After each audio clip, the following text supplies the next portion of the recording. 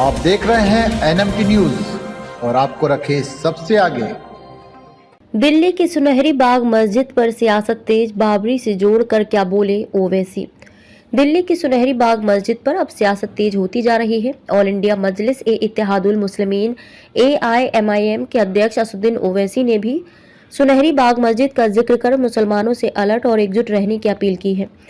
दरअसल जैसे जैसे अयोध्या में राम मंदिर के उद्घाटन का समय नजदीक आ रहा है, ओवैसी ने एक भड़काऊ बयान देते हुए मुस्लिम समुदाय के युवाओं से भाजपा के नेतृत्व वाले केंद्र द्वारा की जा रही गतिविधियों से सावधान रहने की अपील की है और कहा है कि मस्जिद देश में आबाद रहनी चाहिए। बाबरी मस्जिद को लेकर ओवैसी ने कहा कि जिस जगह पर पिछले 500 सालों से ये पवित्र कुरान पढ़ी जाती थी, वह जगह अब उनके हाथ में नहीं है।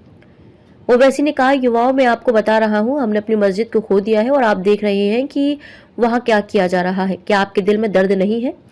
AIMIM अध्यक्ष हैदराबाद के भवानी नगर में एक कार्यक्रम में कहा कि जहां बैठकर हमने 500 सालों तक कुरान पढ़ी, वे अब हमारे हाथ में नहीं है।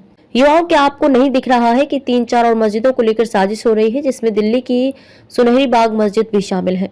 वर्षों की कड़ी मेहनत के बाद आज हमने अपना मुकाम हासिल किया है। आपको इन चीजों पर ध्यान देना होगा। मुस्लिम युवाओं को सतर्क और एकजुट रहना होगा। ओवैसी AIMIM चीफ ने आगे कहा कि मुस्लिम युवाओं को सतर्क और एकजुट रहना होगा। ओवैसी ने कहा कि अपना समर्थन और ताकत बनाए रखें, अपनी मस्जिदों को आबाद रखें। ऐसा हो सकता है कि ये मस्जिदें हमसे छीन ली जाए। मुझे उम्मीद है कि आज का युवा जो कल का बूढ़ा व्यक्ति होगा, अपनी नजरें आगे रखेगा और इस बारे में गंभीरता से सोचेगा कि वह कैसे अपनी, अपने परिवार की, अपने शहर की और अपने पड़ोस की मदद कर सकते हैं। एकता एक ताकत है, एकता एक वरदान है। मंदिर के अधिकारियों के अनुसार अयोध्या के राम मंदिर में प्रतिष्ठा समारोह 16 जनवरी से शुरू होकर 7 दिनों तक चलेगा। अंतिम दिन 22 जनवरी को सुबह की पूजा के बाद दोपहर में मृगशिरा नक्षत्र में रामलला के विग्रह का अभिषेक किया जाएगा। प्रधानमंत्री नरेंद्र मोदी ने 5 अगस्त 2020 को अयोध्या में राम मंदिर की आधारशिला रखी थी।